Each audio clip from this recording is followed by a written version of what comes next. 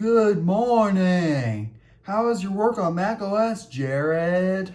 It's good, but I just had an epiphany. Why don't we do an overall on QuickTime in macOS 16?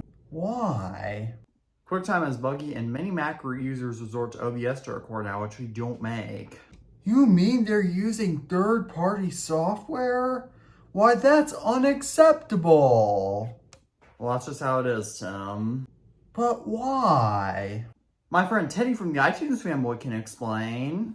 Let's begin. I usually love using Apple's first-party applications for everything when I can. However, one notable exception is when recording videos on a Mac or recording on a Mac screen. Why is that, though? Let's get into it. Ever since the release of QuickTime 10 2009 with macOS 10.6 Snow Leopard, QuickTime Player has been the default application for recording audio, video, and screen recordings on the Macintosh.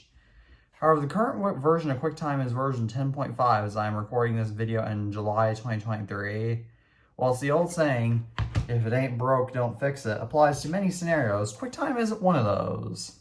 A fundamental problem when recording with QuickTime is that it stores recordings in your Mac's RAM rather than a drive. Because RAM is not intended for long-term storage, computers include far less of it than they do storage.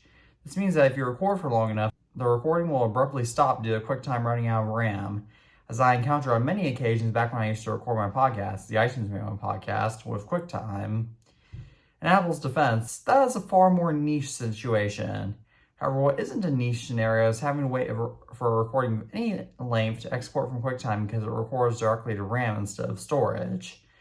On the other hand, OBS records directly to a drive, so there is no delay once you stop recording for it to export and be a usable file. Furthermore, I've often had and heard recordings corrupt when exporting with QuickTime, which required me to shelve a few podcast episodes and edit my audio recording of episode 11 of my podcast into a video. I still haven't completely replaced QuickTime with OBS for recording on a Mac because OBS sets a peculiar aspect ratio every time I record my screen with it.